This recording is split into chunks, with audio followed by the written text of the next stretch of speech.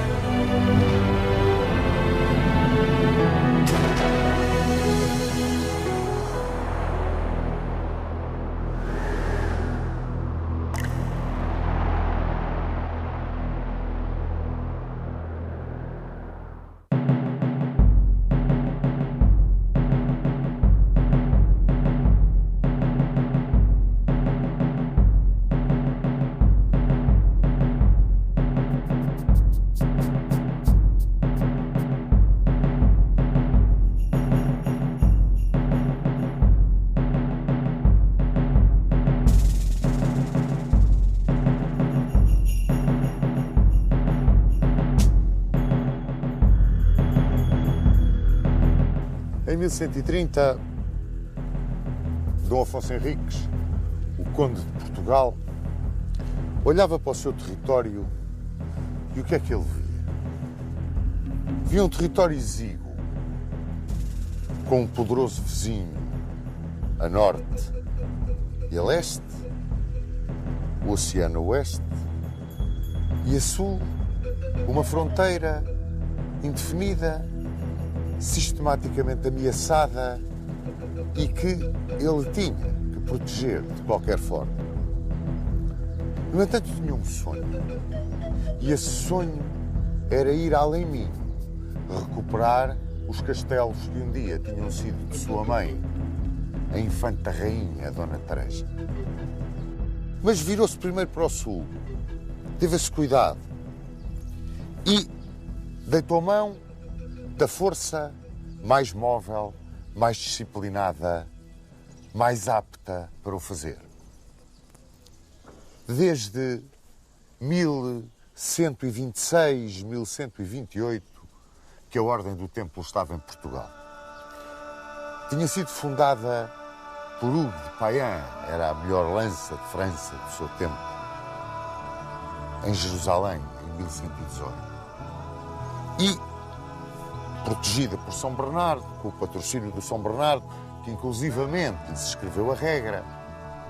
Em 1128, no Concílio de Troyes, eram oficializados a Ordem dos Pobres Cavaleiros de Nosso Senhor Jesus Cristo, como era chamada originalmente, a Ordem dos Templários, como passou à história. Em 1126, muito provavelmente antes da oficialização da Ordem, a infanta rainha Dona Tareja abriu o condado portucalense à vinda dessa extraordinária milícia guerreira. E foi seu primeiro mestre aqui em Portugal, Guilherme Bernardo, ou Guilherme Ricardo. Não se sabe bem. Mas enfim, eles vieram para participar na Reconquista. Foi isso que fizeram e foi para isso que receberam doações que lhes estendiam a sua zona de ação até para o sul do Mondego. Era uma milícia, como vos disse, extraordinariamente disciplinada. Foi talvez a primeira que, com a sua cavalaria, atuou em conjunto, sem procurar o combate singular, tão característico da Idade Média. Formavam um bloco. À voz do mestre, levantavam ao céu uma oração. Não a nós, Senhor, não a nós, Senhor, mas ao teu nome dá a glória. Esse era o lema da Ordem do Templo. E depois davam o grito "Ô Bocéan". O Bocéan era o seu estandarte, partido de preto e branco, com a cruz patesca vermelha a meio, e carregavam com a sua cavalaria como um só bloco. Mas, além desta sua forma de atuar, que aterrorizava o inimigo, porque não estava habituado a enfrentar uma força dessas, eles eram também os homens que levantavam castelos, que construíam vilares, aldeias e que protegiam aqueles vagidos, primeiros vagidos da colonização, do povoamento que se fazia no território conquistado. Muitas vezes recorria-se para esse vagido de povoamento aos mouros forros, os mouros que eram os equivalentes dos moçárabes para os cristãos e que ficavam, que mantendo as suas tradições e a sua forma de viver e até a sua religião, se submetiam à autoridade do rei e pelo rei eram protegidos. Ora, em 1130 estava, pois, assim o território português. Era esta a imagem que o conde Dom Afonso Henriques via do seu território. E, ao lado, o rei de Leão e Castela, Afonso VII, como bem se recordam, primo de Dom Afonso Henriques, estava envolvido em questiúnculas e guerras com o seu padrasto, Afonso I de Aragão, o batalhador. E Afonso Henriques aproveitou para ir ao norte, passar o Minho e tentar a recuperação dos castelos que um dia tinham pertencido à sua mãe. Saíram-lhe ao caminho os fronteiros galegos e Fernão Pérez e Rodrigo Vela venceram. Fernão Pérez e Rodrigo Vela eram dois grandes lideradores da altura. Venceram o moço conde português que retirou novamente à Queiminho. E por sorte, porque Afonso VII estava envolvido nas suas questiúnculas com o batalhador, ele não veio para punir imediatamente a ousadia do primo. Quando o pôde fazer, porque as coisas acalmaram em Aragão, a verdade é que rebentou uma guerra civil em Castela. E ao mesmo tempo, isto 1134, dá-se a grande Batalha de Fraga. E nessa batalha, os infiéis venceram. Então ainda os almorávidas venceram. E Afonso I, o batalhador, morreu. Quando tudo se desenhava para uma punição de Afonso VII ao seu primo rebelde, a tal guerra civil agarrou-o dentro do reino. E Afonso Henriques tentou a segunda passagem do Minho. E é curioso que Afonso VII entregou a defesa da sua fronteira ao arcebispo de Compostela, o célebre Gelmires. E Gelmires, ou adoecendo ou fingindo-se adoentado, a verdade é que não se mexeu. E as milícias municipais de Compostela recusaram-se à obediência. Era uma coisa que naquele tempo era muito vulgar de suceder. Naqueles senhores que eram praticamente soberanos dentro das suas terras, muito embora vassalos do rei. E Dom Afonso Henriques entrou triunfalmente além Minho e, sem encontrar resistência praticamente nenhuma, recebe homenagem de várias praças galegas e constrói o Castelo de Selmes. O Castelo de Selmes, que era como um padrão da sua atitude de rebelde e da sua vontade de reaver aquilo que um dia tinha sido da sua mãe.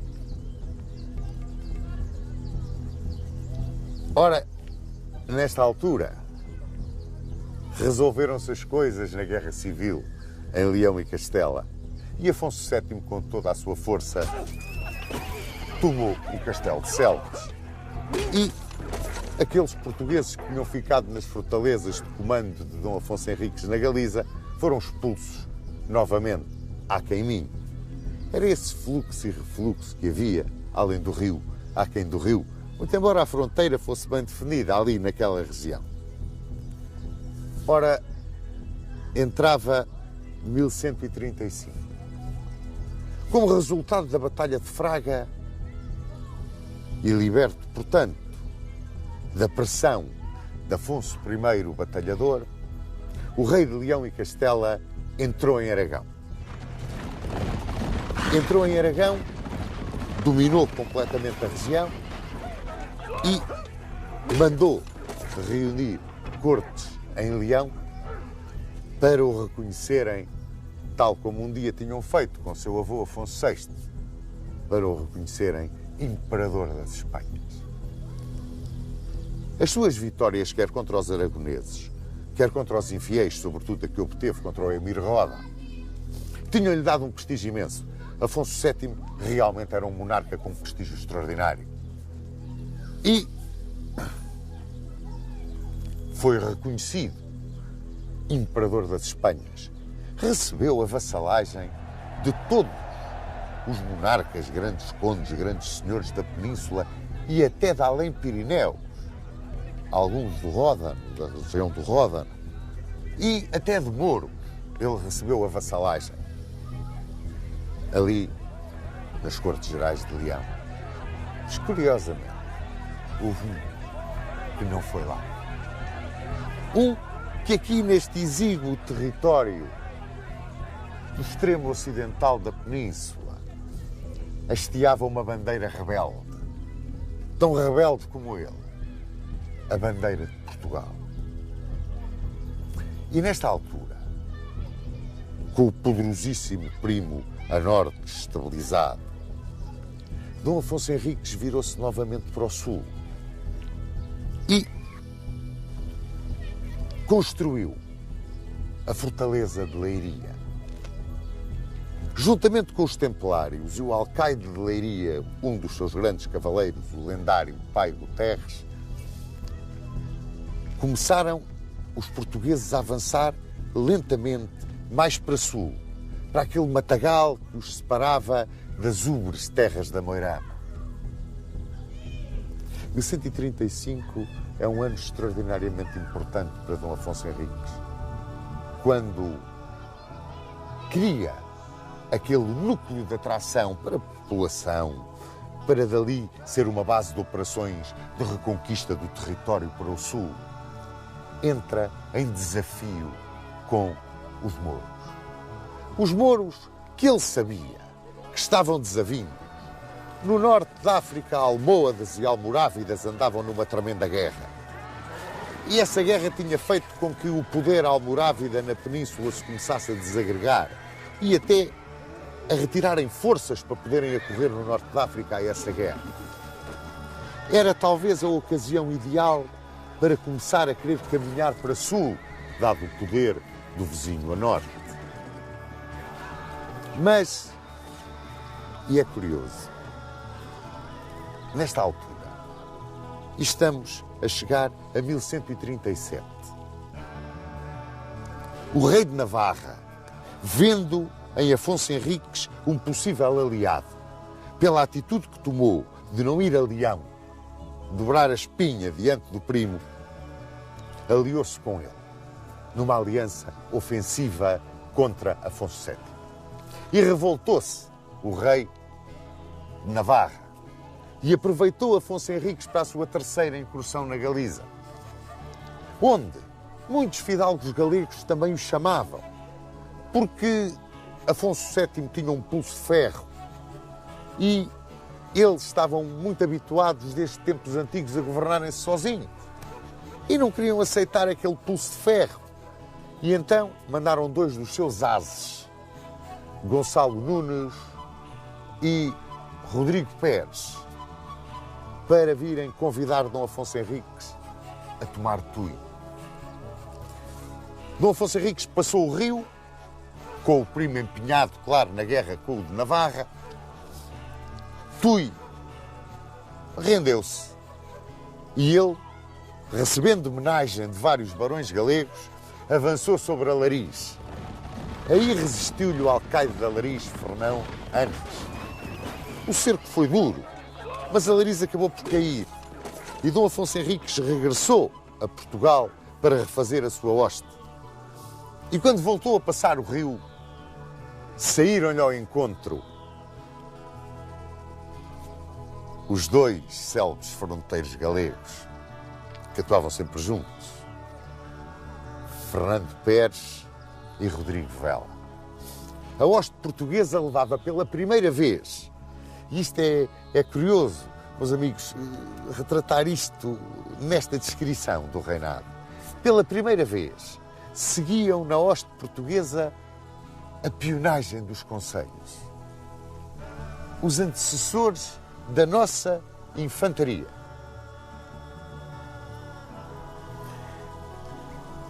Encontraram-se os dois exércitos no campo de Cerneja e ali consegue Afonso Henriques uma estrondosa vitória. Uma estrondosa vitória que abre à sua ambição e ao seu sonho a terra galega, onde vários barões o recebem de braços abertos e lhe prestam homenagem. Mas foi nessa altura que, vendo os cristãos em guerra, e muito embora eles também tivessem desavindos, almorávidas e almohadas,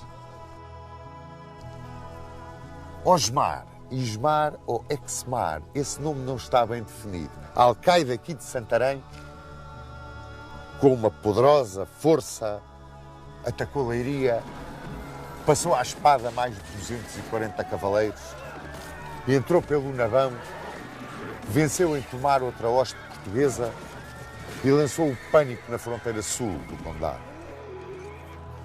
E ao mesmo tempo, Afonso VII resolvia o seu problema com o Navarro e vinha para a Galiza ajustar as contas com o primo.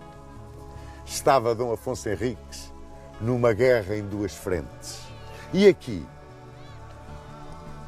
quase poderia dizer que estou de acordo com todos os tratadistas que o consideram um brilhante diplomata.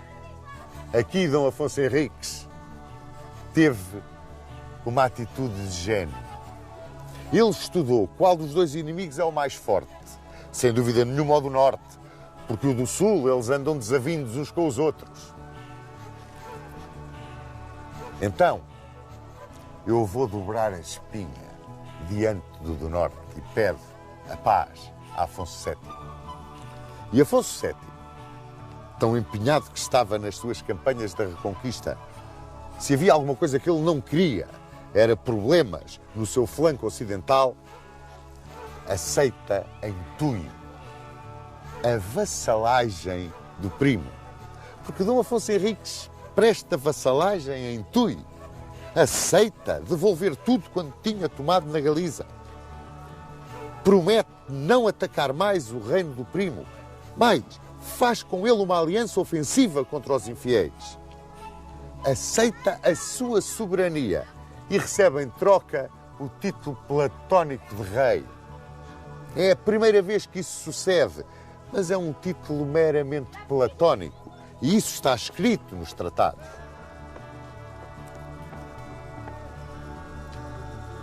Esta aliança leva a que Afonso Henriques e Afonso VII marchem para sul contra o infiel. Estamos a entrar em 1139. Afonso VII consegue uma vitória extraordinária em Orejo ou Aurélia.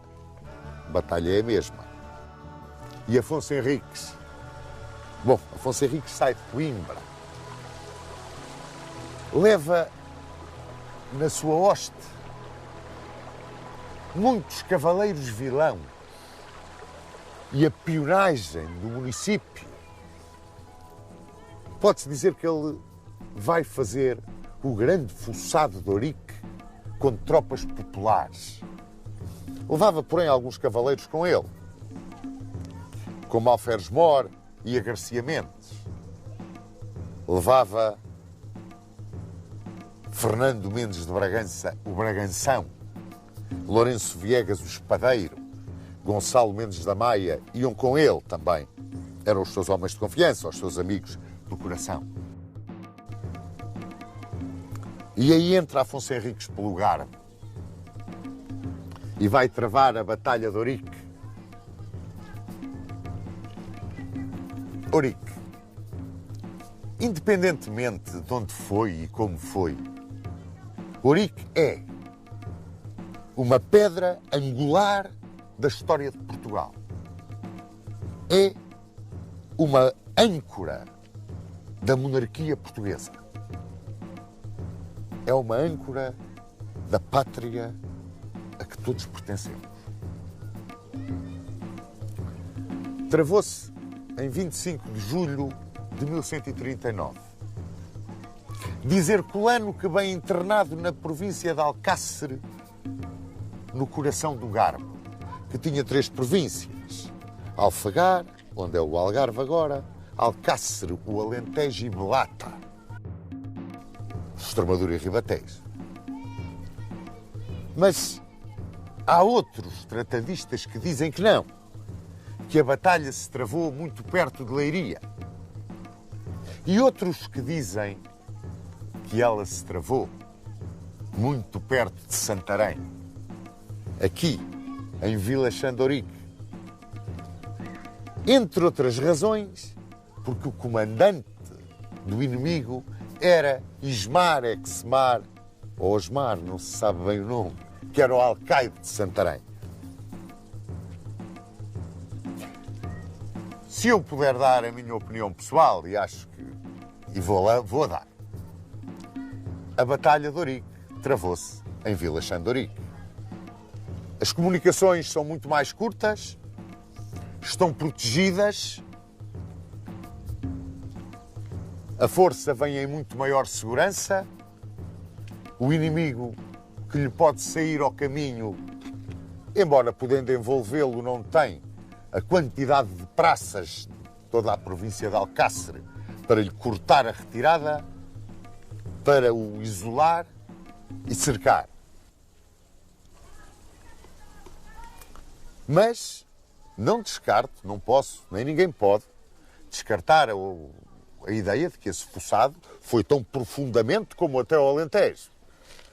Porque não foram muitos anos depois, como veremos no decorrer da história do reinado, que o infante Dom Sancho, filho de Dom Afonso Henriques, foi a Triana, bairro de Sevilha, fazer um fossado famosíssimo em 1178. A distância é muito maior.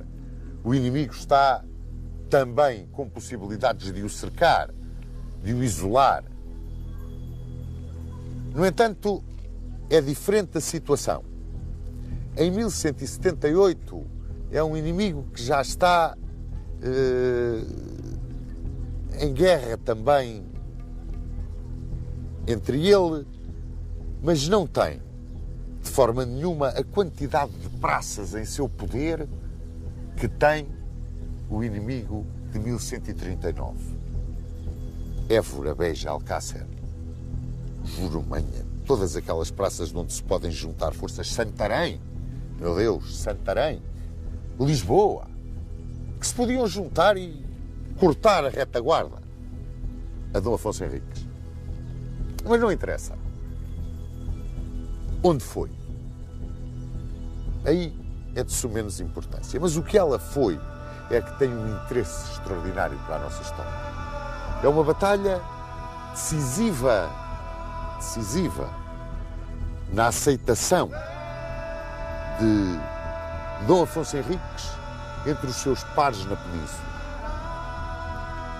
No terror que vai passar a inspirar ele ao seu inimigo, na extraordinária confiança, quase cega, que nele vão pôr os seus homens, tornando-o num dos arietes, talvez eu poderia quase dizer, um dos principais arietes da reconquista cristã peninsular. Taticamente, a Batalha de Ourique apresenta um mistério. Frei Bernardo de Brito, numa altura em que se compreende perfeitamente que a história de Portugal fosse romanceada e quase que entregue nas mãos de Deus como um milagre, Portugal estava numa situação desgraçada na altura. Descreve-a com base no milagre de Ourique e na multidão de mouros aqui vencidos nos campos perto de Santarém, na minha opinião, lá para baixo para o Alentejo, ou até em Leiria, sabe-se lá. Mas essa multidão que vinha com 5 reis mouros e que perante essa força brutal, Dom Afonso Henriques viu Cristo e as suas chagas. E nesse milagre tão contado e quase aceite como uma verdade lapidar para a pedra angular da monarquia portuguesa, se nós, hoje, no século XXI, virmos bem, é muito difícil que uma coisa dessas seja verdade. Muito embora, na altura, tivesse sido extraordinariamente útil, meus amigos. Mas, tendo sido comandante dos almorávidas, o alcaide de Santarém, acham que ele ia comandar um exército com 5 reis mouros? Muito provavelmente, o alcaide de Santarém saiu nos campos ondulados de Ourique, saiu daqui direito ao inimigo, detetado provavelmente no seu fossado por quem por ali trabalhava e quem ali vivia. Era muita gente. Saiu daqui com o dispositivo clássico para a batalha que os almorávidas utilizavam. Eles combatiam em 5 corpos. O da dianteira, chamado Mucadema. A ala direita chamavam Meimena. A ala esquerda chamavam Meicera. A retaguarda chamavam Saga. E ao centro, Caab, o coração onde ia o comandante. Estão a ver as 5 pedras? 1, 2, 3, 4, 5. A este dispositivo chamavam-lhe eles a tabia. E atuava quase como um turvelinho. Contra esta tabia, comandada por Ismar, a hoste que vinha com Afonso Henriques e que não podia ser uma coisa muito grande, bateu-se, eu poderia dizer que com um certo equilíbrio de forças, ou mesmo que tivesse aceitado uma superioridade de forças e tivesse utilizado um maior poder de choque e os tais peões que vinham. Não nos podemos esquecer que a peonagem tinha, já nessa altura, uma extraordinária importância no campo de batalha, aqui na península, dada a própria natureza do terreno. Seja como for, essa vitória de Ourique, que leva a que as 5 quinas apareçam na bandeira de Portugal, na minha opinião muito modesta, aparecem estas 5 quinas como um brasão de armas do vencedor na sua mais célebre vitória, que põe no seu brasão o inimigo que venceu. Bem, no entanto, muitos estudiosos, que eu tenho o máximo prazer de conhecer e com quem muito aprendo, têm-me dito, mas olha lá, e dentro de cada uma das esquinas, os outros 5 pontinhos que lá estão, o que é que tu achas que aquilo quer dizer?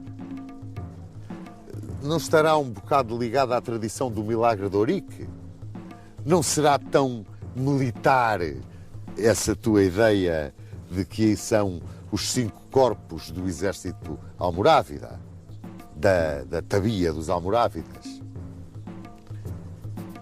Eu também digo que não tem grande importância. Eu tenho a minha opinião, outros têm a sua, são defensáveis, são atacáveis. Mas há uma coisa que é inquestionável, meus amigos, é que em Ourique, em 1139, no dia 25 de julho de 1139, no campo de batalha de Ourique, Dom Afonso Henriques, dentro da velha tradição dos godos, foi levantado nos escudos dos seus homens e aclamado rei.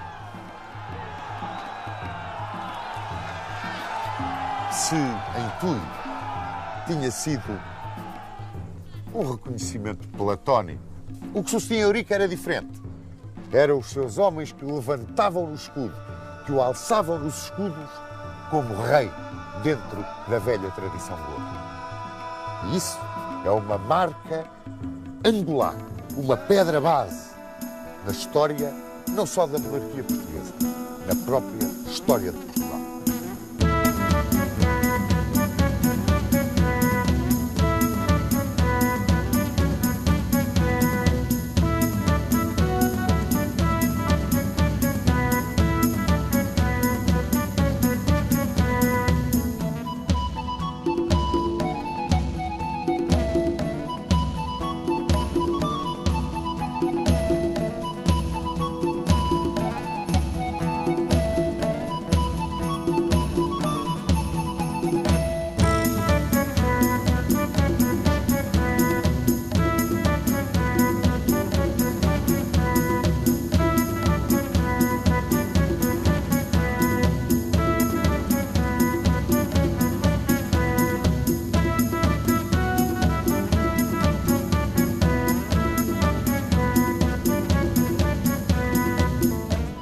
Vencedor em Ourique em 25 de julho de 1139, como se lembram, Dom Afonso Henriques achou-se com força bastante e com um grande prestígio junto dos seus barões e junto dos seus homens de armas para novamente tentar invadir a Galiza. Seria a 4ª invasão da Galiza. E escolheu a altura para o fazer quando Afonso VII se encontrava empenhado em luta com o rei de Navarra. Formou o infante português, a quem todos já chamavam rei, a sua hoste, e com ela passou a além-mim. Saiu-lhe para o parar, para o deter, nessa tentativa de invasão, Fernão Anes, o fronteiro leonês da Galiza.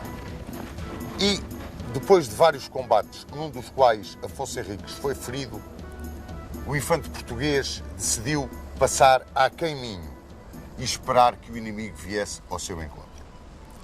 E foi isso o que sucedeu.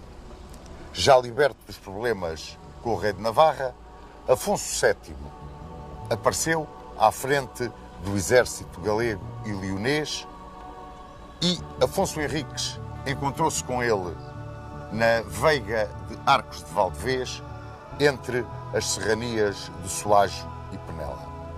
Corria o ano de 1140.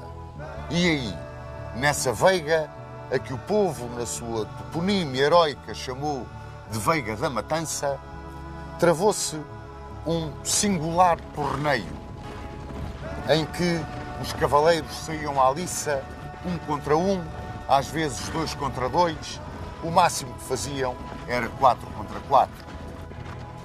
E nesse torneio, entre o partido leonês e o partido do infante, venceram os cavaleiros portugueses, e tiveram uma vitória estrondosa, ao ponto de capturarem no torneio o irmão de Afonso VII, Fernão Furtado, e Bermudo Pérez de Trava, que, como bem se lembram, era cunhado do infante Dom Afonso Henriques.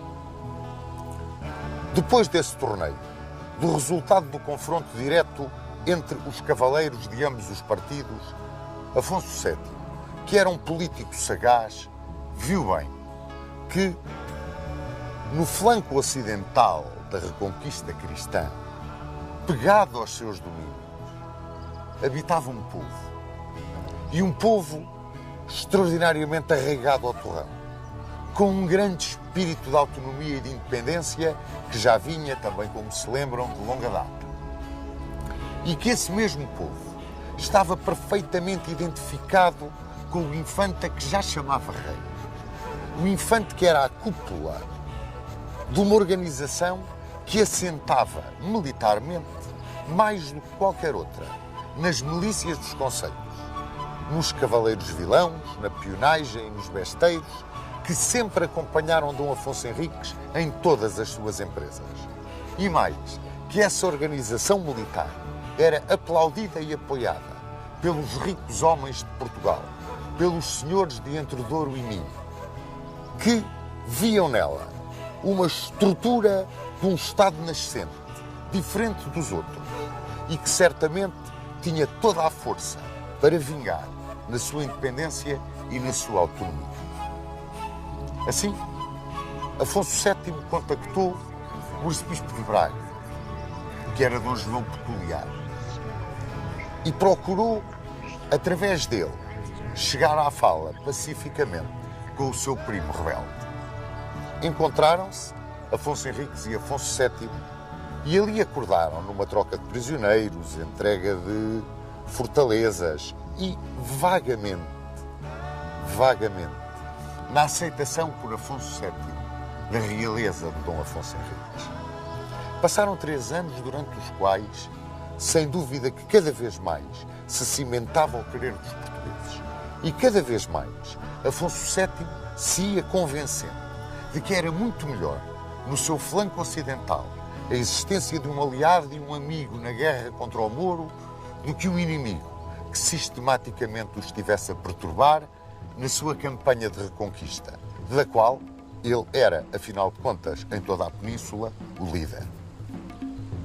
Assim, nos dias 4 e 5 de outubro de 1143, encontraram-se Afonso Henriques de Portugal e Afonso VII de Leão e Castela, aqui, nesta velha Catedral de Zamora, onde, como se lembram também, em 1125, Dom Afonso Henriques se armara cavaleiro a ele próprio.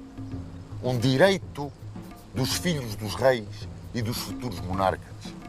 Nessa cerimónia em que toda a nobreza portuguesa quis dizer a Dona Teresa e ao Rei de Leão: este vai ser o Rei de Portugal.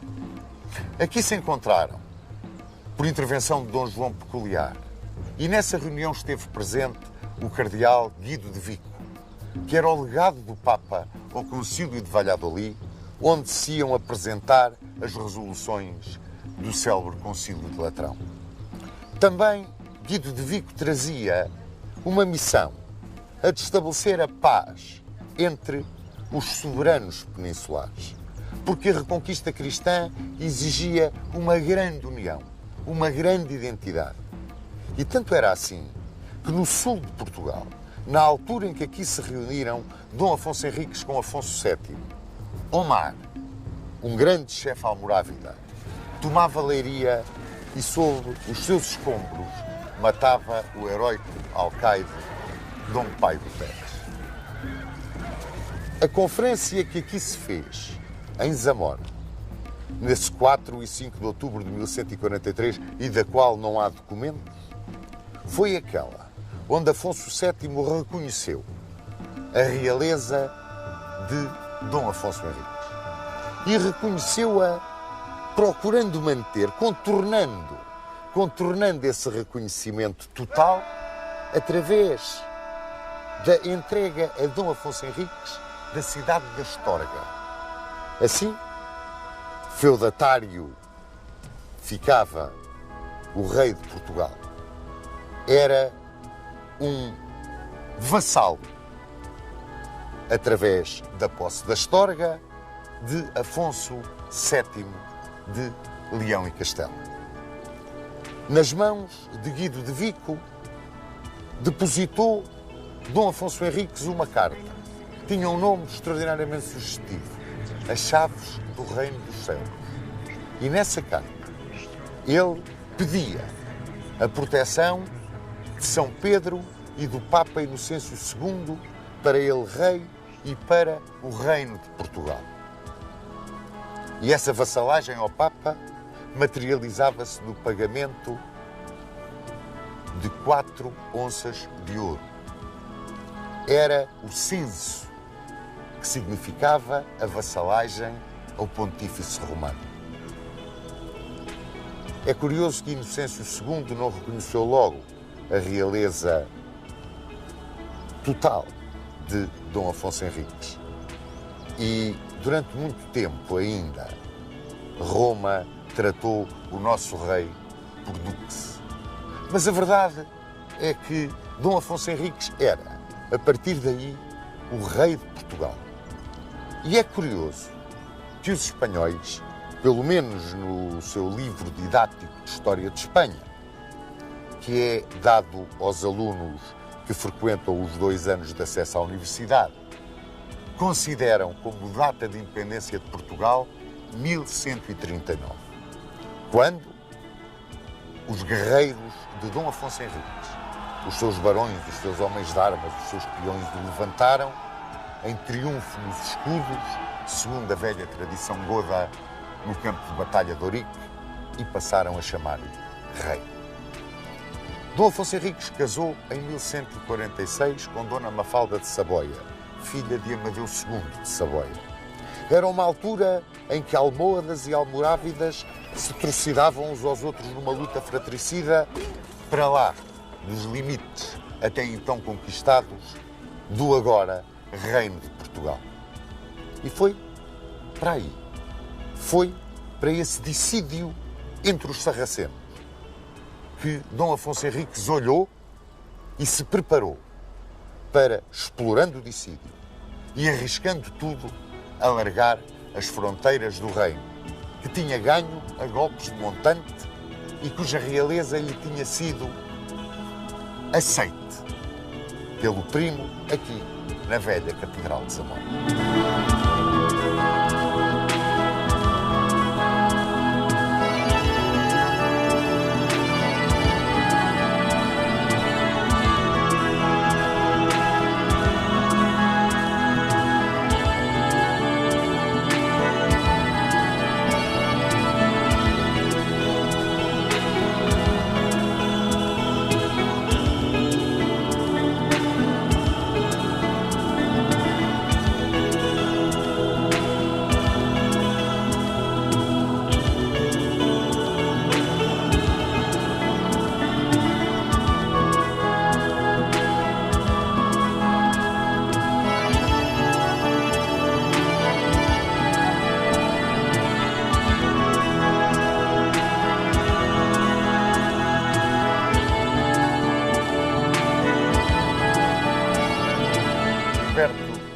Das suas lutas com o primo Afonso VII de Leão e Castela, reconhecido rei em Zamora e casado com Dona Mafalda de Saboia, Dom Afonso Henriques estava pronto para a sua missão histórica de conquistador.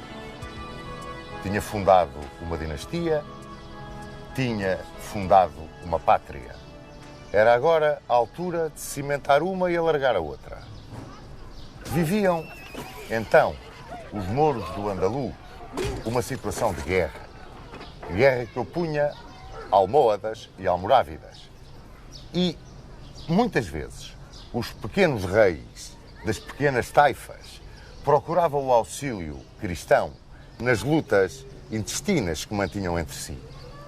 Foi o caso de Ibn Cassi, o Valido Mértola, que pediu a intervenção de Dom Afonso Henriques nos dissídios que mantinha com os seus vizinhos que não o queriam reconhecer como vali da cidade de Mértola. Ora, aproveitou Dom Afonso Henriques a sua intervenção para duas coisas.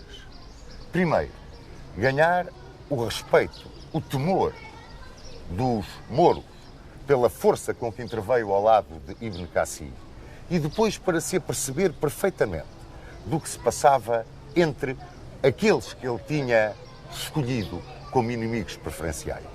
Viu-os divididos, viu-os fracos, viu-os incapazes de dominarem as situações em que se encontravam envolvidos em luta uns com os outros. Foi mais ou menos nesta altura que um dos seus cavaleiros, Mãe Ramires, lhe apresentou um relatório sobre um reconhecimento que tinha feito à fortíssima Praça de Santarém, que era uma das chaves da linha do Tejo. A linha do Tejo, que era, por assim dizer, um objetivo estratégico de Dom Afonso Henriques, que ele queria marcar a fronteira sul do seu território. Ouviu com muita atenção Dom Afonso Henriques. Dizia-lhe Mãe Ramires que havia um atalho que o conduzia diretamente às muralhas e que esse atalho permitia um movimento a coberto e um ataque por surpresa. Acontece que Dom Afonso Henriques estava em tréguas com os mouros de Santarém e mandou arautos avisarem os mouros que as tréguas se rompiam por 3 dias. Reuniu uma hoste que era feita com base fundamentalmente nos seus ricos homens e nas milícias municipais de Coimbra. E, com essa hoste, avançou sobre Santarém, internando-se em Belata. Chegou a Pernes, e quando chegou a Pernes e montou o seu acampamento clandestino, digamos assim, já as patrulhas mouras andavam na região. E Dom Afonso Henriques, aí em Pernes, desvendou finalmente aos seus homens o mistério daquela incursão, o ataque de surpresa a Santarém. Bom, encheu de pasmo toda aquela gente com a audácia da empresa, mas o entusiasmo de Dom Afonso Henriques era tal que todos o acompanharam e todos se convenceram de que a vitória não podia fugir aos cristãos. Prepararam então 10 escadas para fazerem o assalto à fortaleza, galgando as muralhas. E de noite progrediram até ao vale da fonte de Tamarma. Nesse vale, encostado às muralhas, havia a casa de um oleiro. E aí encostaram as escadas. 120 homens subiram seguindo o rei e Mãe Ramires. Dominaram as sentinelas que ainda quiseram gritar Nazareno, mas ao grito dado de Santiago e Rei Afonso, a bandeira implantada no alto dos muros, aquela força de assalto galgando as muralhas, chegando à entrada do castelo do lado de dentro e partindo os ferrolhos com um malho de ferro, entraram as tropas que estavam fora. E de repente, Santarém caiu em poder dos portugueses. Ajoelhava-se Dom Afonso Henriques nas lajes da Alcáçova Santarena. Era o dia 15 de março de 1147. Santarém, uma das chaves da linha do Tejo, caía em poder do rei de Portugal. Pouco depois, uma armada de 200 velas, uma forte armada cruzada que se destinava à Síria, em resposta à pregação da cruzada feita por São Bernardo de Clairval e que era comandada por Luís VII de França e Conrado III da Alemanha. Uma esquadra fundeou no Porto para se reabastecer.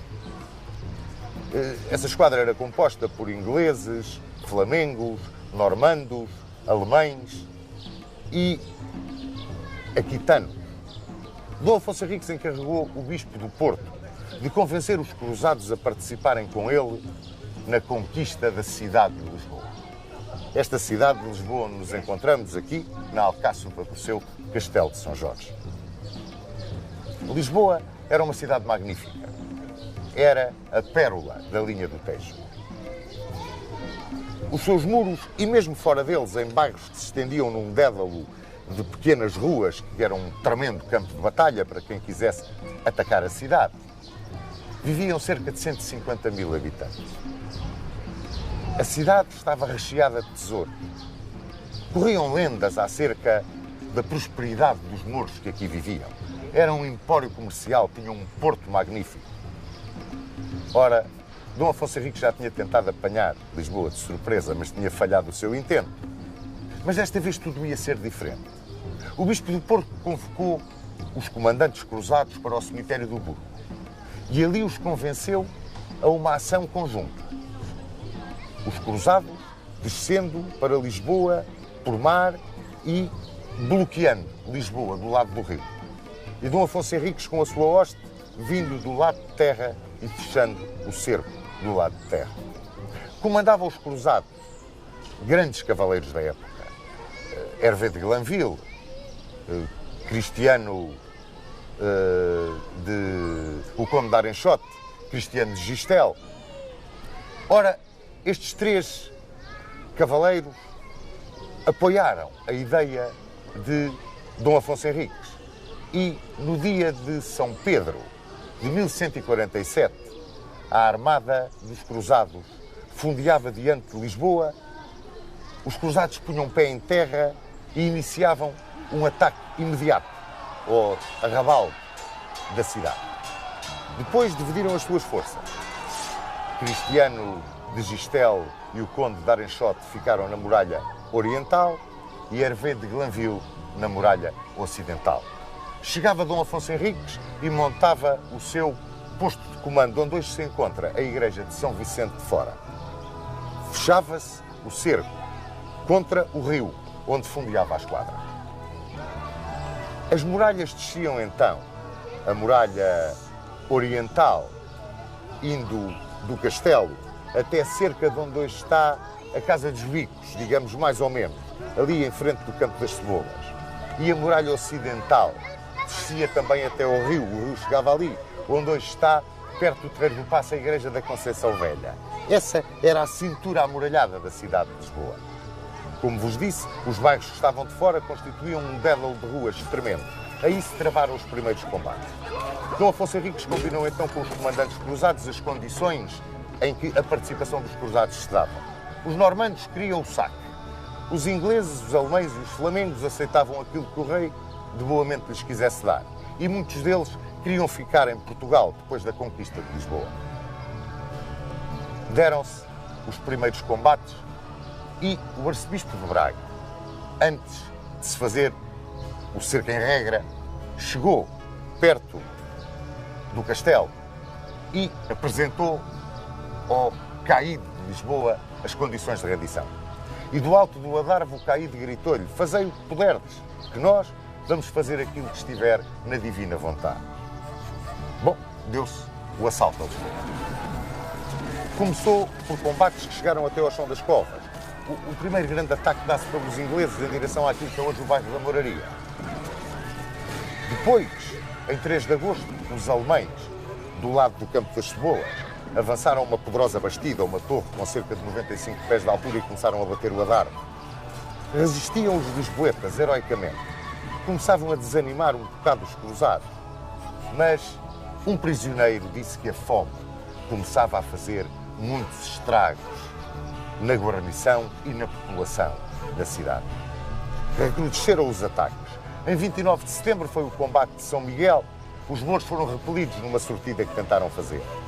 Os portugueses, com cerca de 1000 lanças, completavam o isolamento da cidade na direção de Torres Vedras, Sintra, Óbidos.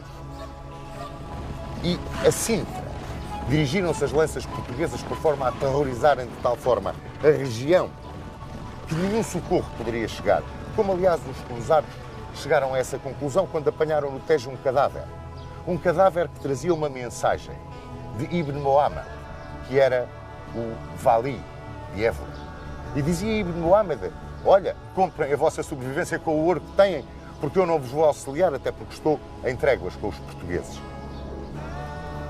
Na noite de 16 de outubro de 1147, minaram os muros da cidade. A minagem atingia o auge, combatia-se no subterrâneo. Encheram-se com matérias inflamáveis as valas da minagem e puxou-se-lhe fogo. Caiu um dos panos de muralhas do lado oriental, mais ou menos onde hoje estará a Rua dos Bacalhoeiros. Ali naquele sítio travou-se um combate ferocíssimo entre Cristiano de Gistel e os defensores da cidade. durou 17 até 21 de outubro. E em 21 de outubro os ingleses lançaram um assalto desesperado do lado de onde hoje está o Correio do Paço. E ao mesmo tempo, do lado de São Vicente, Dom Afonso Henriques lançava o assalto dos portugueses. Reza a lenda que foi neste assalto dos portugueses, a 21 de outubro, que Martim Muniz terá praticado o seu feito de armas, de se atravessar na porta do castelo, na porta daquele lado do castelo, e, atravessado na porta, impedir que os mouros a fechassem e permitir a entrada dos seus homens na cidade. Reza a lenda que lhe cortaram a cabeça, o corpo ficou atravessado, deitado no chão. Bom, nada disto vem nas crónicas, nem cristãs, nem árabes. Mas a tradição manteve-se. Essa tradição que talvez esteja ligada ao espírito de independência que presidiu ao período filipino.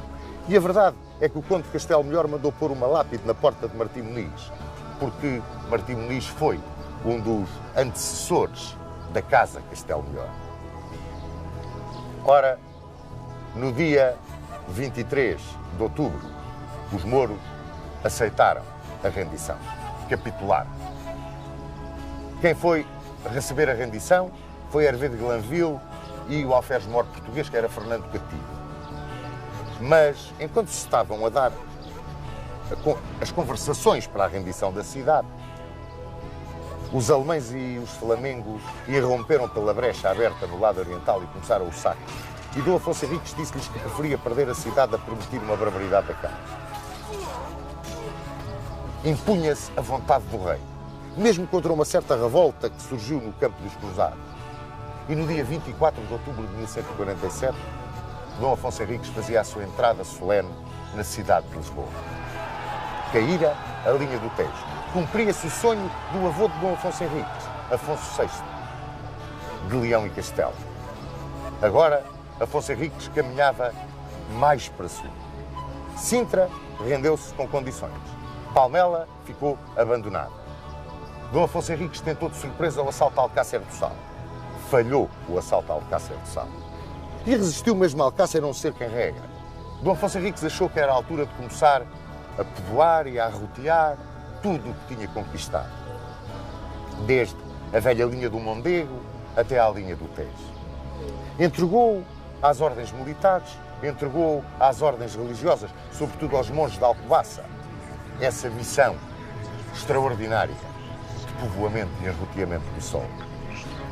Mas como não tinha cristãos, nem os chamados moçárabes, os cristãos que tinham admitido a dominação muçulmana para fazer esse povoamento, aceitou aqueles a quem chamou os mouros forros. Os mouros que lhe prestavam vassalagem, tinha várias fórmulas de vassalagem, mantinham a sua religião e os seus costumes, viviam em círculos fechados, não se cruzavam com os portugueses, mas arroteavam e povoavam a terra. Ora, nesta altura, vamos aproximar-nos de 1158. Em 1158, no dia de São João de 1158, caía finalmente Alcácer do Sal.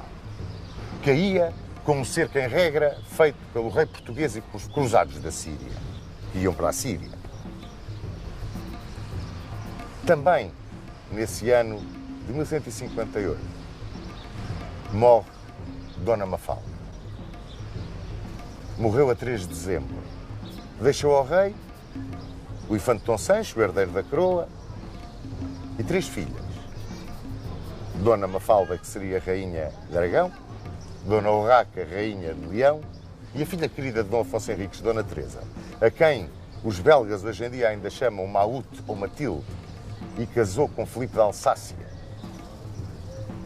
o Duque de Borgonha. Ora,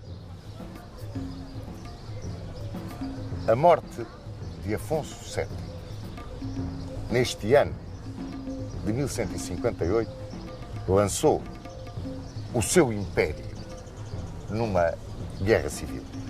Ele dividiu o seu império entre o filho Sancho, a quem deu Castela, e o filho Fernando, a quem deu Leão, Galiza e a Extremadura. Não se entendiam os dois. Morreu Sancho de Castela, morreu muito novo. E Fernando II de Leão, genro de Dom Afonso Henriques, invadiu o reino do irmão, para se tornar no preceptor do sobrinho, que era uma criança, o futuro Afonso VIII. Isto originou uma guerra tremenda. Nesta altura estava Dom Afonso Henriques empenhado no Alentejo, o Alcácer, que tinha como fronteiro Gonçalo Mendes da Maia. Deram-se aí duas conquistas curiosíssimas que provavam bem a ligação que havia entre o rei e os seus vassalos. Geraldo, a quem chamavam o Sem Pavor, conquistara Évora de surpresa, numa manobra de manha. Não se sabia bem se ele era um salteador, se era um cavaleiro que estava zangado com o rei e que assim queria fazer as pazes com ele. Em Beja, Fernando Gonçalves, um burguês, criara uma milícia nos vilares dos arredores da cidade e também conquistou Beja. Na sua incursão alentejana, Dom Afonso Henriques apanhou Moura, Serpa, Alconchel e entrou pelo território que era de Castela. Apanhou Trujillo, Cáceres. Era fortíssima a força do rei português. Tão forte era que decidiu compartilhá-la com o filho. Tinha 14 anos o infante, era a altura de o lançar no campo de batalha. Da guerra entre os partidários de Afonso VIII e Fernando II de Leão resultava a fraqueza do reino leonês. E o rei de Leão tinha mandado construir Ciudad Rodrigo, que ameaçava a nossa fronteira. Pois contra Ciudad Rodrigo mandou Dom Afonso Henriques o seu filho Dom Sancho. E Dom Sancho foi vencido no combate de Arganal. É claro que Dom Afonso Henriques não gostou nada do resultado desse combate. Agarrou no filho, furioso, foi à Galiza. Apanhou Tui, Toronho e Límia e construiu o castelo de Sedufeita. É curioso que este castelo de Sedufeita, as torres do castelo de Sedufeita caíram com uma tempestade quando os leoneses atacaram Sedufeita. Em 1169, Dom Afonso Henriques resolveu conquistar a chave do Guadiana, Badajoz, que lhe abrisse o caminho para o sul, para o coração andaluz. Mas a taifa de Badajoz era importantíssima para Fernando de Leão, precisamente por ser a chave da linha que conduzia a Andaluzia. E Badajoz era feudatária de Leão e estava aliado aos leoneses. Assim, quando Afonso Henriques e Geraldo Sem Pavor estavam dentro da cidadela, já tinha caído Badajoz. Apareceu o exército de Fernando de Leão e cercou os portugueses dentro de Badajoz. Metidos entre dois fogos, os portugueses quiseram fazer uma retirada. E Dom Afonso Henriques, comandando essa retirada, a cavalo, bateu com a perna direita, que era a tal perna fraca, segundo a lenda, que tinha levado Egas Muniz a levá-lo a Carquer, para ver se curava da fraqueza das pernas. Bateu com a perna direita no ferrolho de uma portada. Caiu do cavalo e ficou prisioneiro. Pois há muitas lendas acerca da forma como Dom Afonso Henriques se viu livre daquela camisa de 11 varas em que tinha caído. Uns dizem que pagou um resgate grande. Outros dizem que Fernando de Leão foi de uma generosidade extraordinária e que apenas lhe disse: restitua o que roubou e vá em paz. E aquilo que ele tinha roubado eram as praças leonesas que conquistara na investida com o seu filho Dom Sancho. Dom Afonso Henriques retirou-se para Portugal, para as Caldas de Lafões, para se recompor, mas tinha chegado ao fim a sua brilhantíssima, a sua extraordinária, fantástica carreira militar. Já não podia montar a cavalo. Sentiu-se envelhecido, sentiu-se batido. Era um penar ver aquele homem chegar ao fim. Mas tudo tem um fim.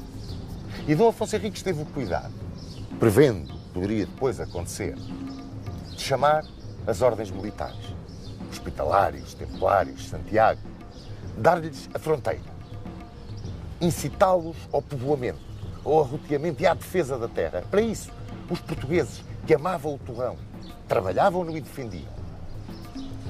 E para que se visse, que se estudasse como se faziam as coisas, muito embora não houvesse um plano. E é que isto é que é extraordinário em Afonso Henriques, ele não podia ter um plano, porque estava permanentemente em combate. Levou a juventude fidalga com ele para essa missão extraordinária de povoamento e arroteamento.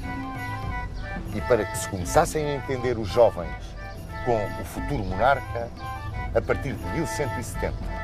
partilhou o governo do reino com o seu filho Dom Sancho.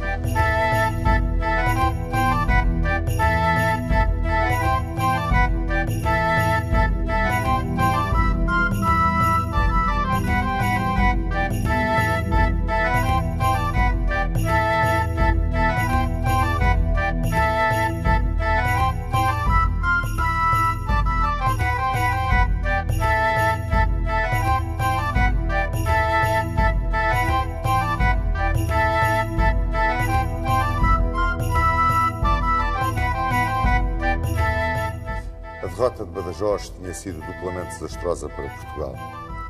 Não só se tinha perdido um magnífico ponto estratégico, como Dom Afonso Henriques ficava incapacitado de continuar a comandar as suas tropas pessoalmente na guerra de conquista e na defesa do já conquistado. O infante Dom Sancho era ainda muito jovem, tinha cerca de 16 anos na altura, mas já estava experimentado no campo de batalha. Tinha visto os seus primeiros combates em Arganal, cerca de Ciudad Rodrigo, que tinha sido uma derrota.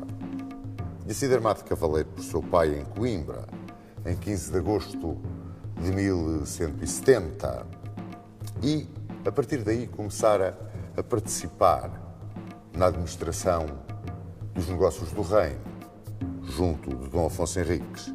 Aliás, isso está demonstrado por documentos onde tal vem expressamente mencionado, como é o caso do Foral de Pombal e de uma concessão na Igreja de Fiães.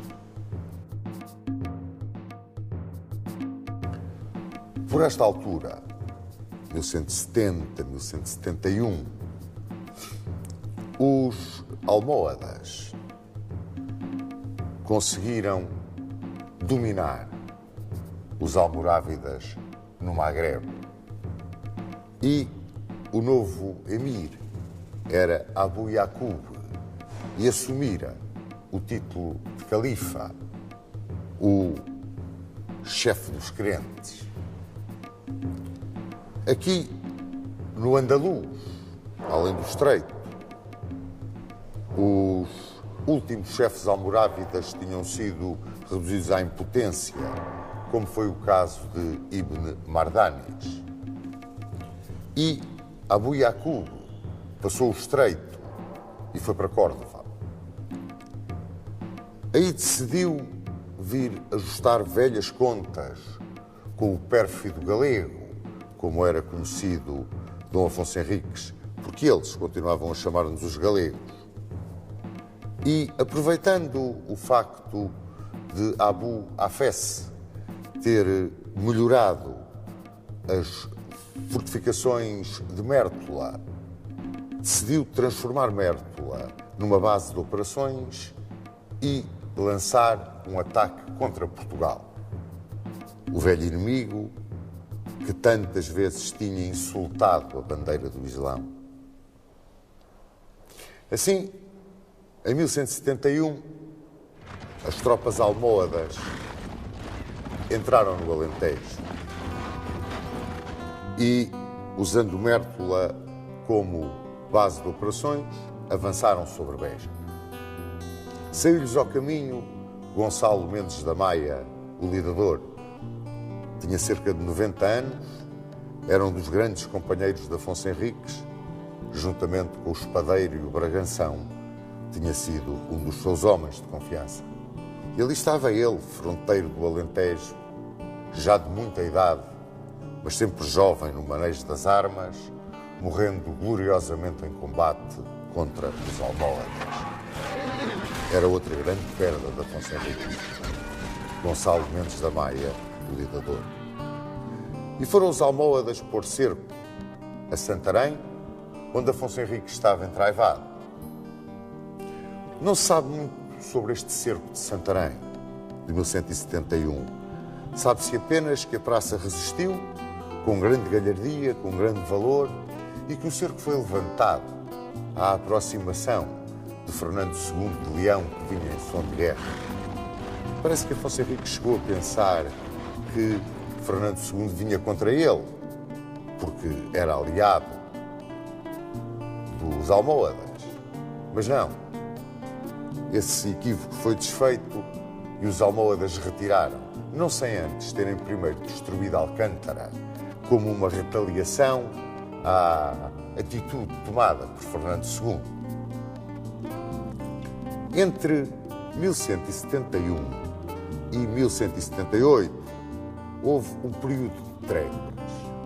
E neste período de tréguas, o facto mais importante foi a trasladação do corpo de São Vicente, do Cabo Algarvio, do Cabo de São Vicente, para Lisboa. E é curioso porque as armas da cidade de Lisboa são o navio com 2 corvos.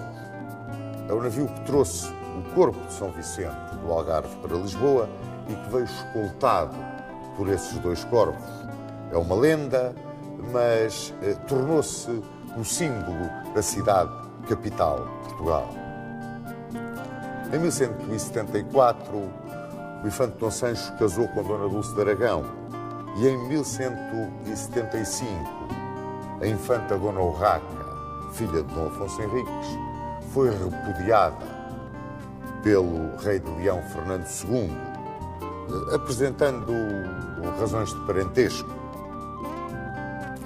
Virou-se então Dom Afonso Henriques para o interior dos seus estados, utilizando os mouros forros, possuiu alguns povoamentos, mas em 1178 novamente veio a guerra. Era assim. Naquele tempo a guerra era uma constante. E veio a guerra com a incursão que o infante Dom Sancho fez à Andaluzia, ao arrabal de Sevilha, o arrabal de Triana, que saqueou e de onde voltou carregado de despojos. Foi talvez uma retaliação ao cerco de Santarém e, sem dúvida, que uma afirmação de vitalidade guerreira dos portugueses, mesmo perante a incapacidade do seu líder carismático, Dom Afonso Henriques.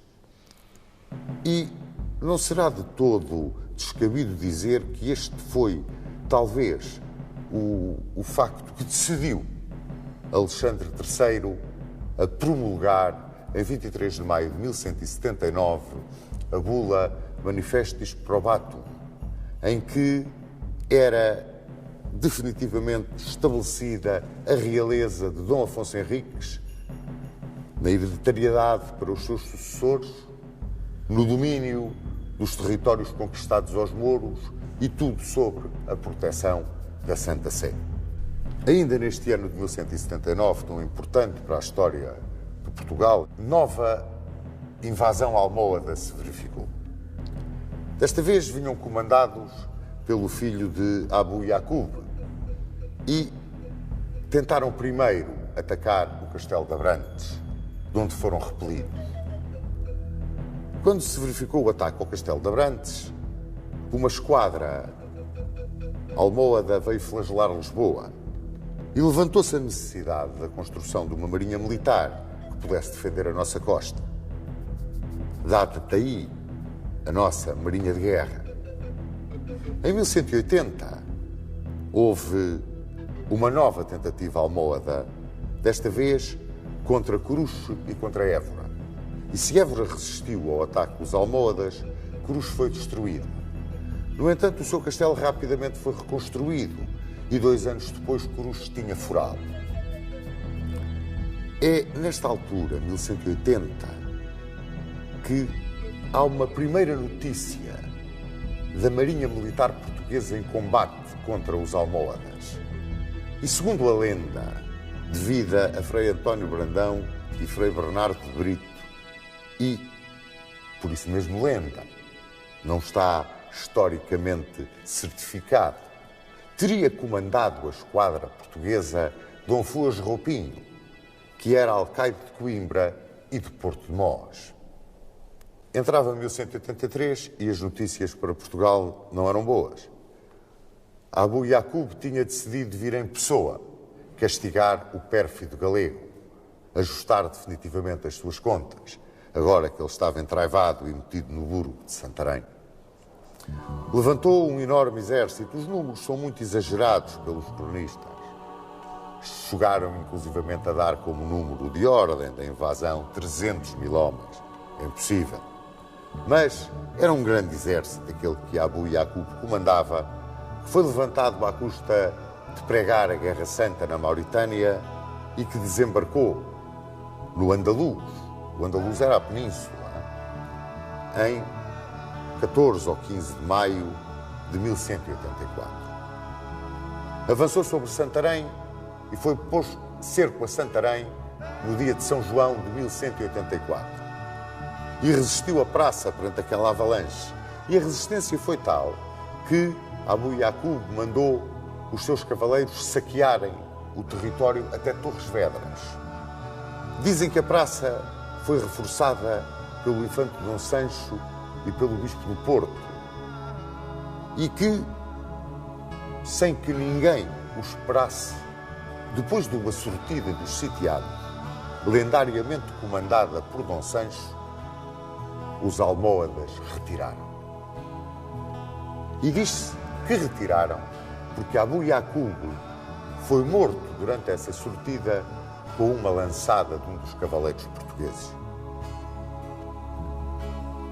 De qualquer forma, caía um dos grandes chefes almohadas. Morria em combate contra os portugueses. Não se tinham conseguido ajustar as contas com o pérfido galego, muito antes, pelo contrário. Ainda em 1184, Dom Afonso Henriques teve um grande desgosto. Uma grande alegria e um grande desgosto. Ele tinha uma filha que adorava, que era Dona Teresa. E casou essa filha com Filipe de Alsácia, conde da Flandres. Ela ainda hoje é adorada pelos belgas com o nome que ele tomou, Matilde. Chegava ao fim o ano de 1185 e com ele a vida de Dom Afonso Henriques. Em 1159, Dom Afonso Henriques fizeram uma doação a este mosteiro de Santa Cruz e determinara que queria ficar aqui sepultado, como na realidade está, aqui neste mundo. E em Coimbra fechou os olhos no dia 6 de dezembro de 1185. Deixava uma obra feita. Concretizara o seu sonho.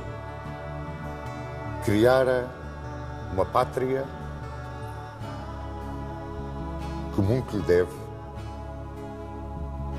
se é que não poderemos dizer que tudo lhe deve. Quando aqui vierem a esta velha igreja de Santa Cruz e a visitarem e pararem diante do túmulo deste homem, tenham uma reflexão e um respeito. Chamaram-lhe o Conquistador, outros o Fundador, e se é que uma pátria pode ter pai, ele é o pai da pátria portuguesa.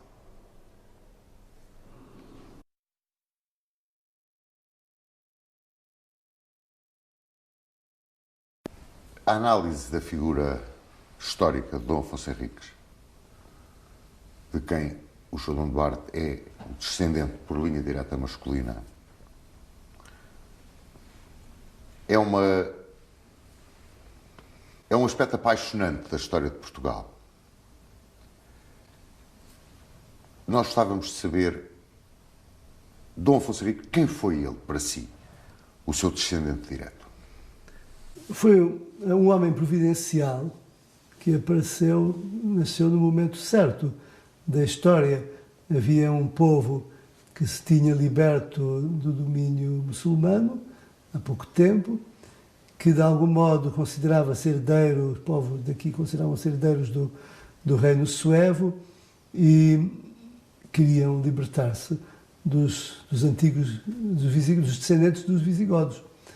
E quando apareceu o conde da Borgonha, o conde Dom Henrique, que realmente ele teve de facto uma ação muito interessante aqui em Guimarães, no norte de Portugal, e quando teve aquele filho excepcional, para já excepcional fisicamente, era um homem muito forte, muito saudável, muito grande, e isto, claro que impõe, e já faz de si um líder. Não é?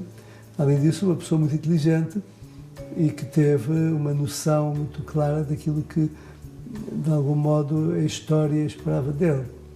Eu creio que a visão histórica, a visão política de Dom Afonso Henriques é marcante para todo o futuro de Portugal. Não só, enfim, por ter começado a independência do reino, mas também por ter logo, desde o começo, apontado o caminho para a libertação de todo o território até o Algarve. Ficou logo previsto que tinha que ser esse o futuro de Portugal. O Dom Afonso Henriques teve, a par da sua ação de grande conquistador, uma ação administrativa e de grande proximidade do povo português. Muito embora se diga, e eu concordo, que a ação de povoamento não foi uma ação planeada, a ação do Dom Afonso Henriques andava um bocado, e era natural que assim fosse, ao sabor do resultado das batalhas, pois era um campo de batalha que ele explorava. Mas a sua ligação com o povo português e a sua íntima ligação, a figura do monarca pai, sim, claro, nasce com ele. Exato, por um lado, isso é verdade. Também há um aspecto muito interessante, porque ele, enfim, pois uma família vinha de Bélgica, percebeu que era muito importante recristianizar profundamente a Península Ibérica. E, embora ele respeitasse, e os reis, seus sucessores, nessa época, respeitaram os direitos e as tradições e a cultura dos muçulmanos e dos judeus, e continuaram a praticar as suas religiões. De facto, ele trouxe para já os cistercienses. Ele era primo de São Bento e trouxe os cistercienses, que depois mais tarde eram os beneditinos, e construíram aqueles mosteiros magníficos que ainda hoje existem. O mosteiro de Maceiradão, por exemplo, ali entre Nelas e Mangualde, que está hoje em risco de cair e de desmoronar-se completamente, que ainda está num vale isolado, muito bonito, junto ao Rio Dão. Foi o primeiro convento cisterciense feito em Portugal, se não me engano. Dali, depois, os monges foram para Alcobaça, mais tarde.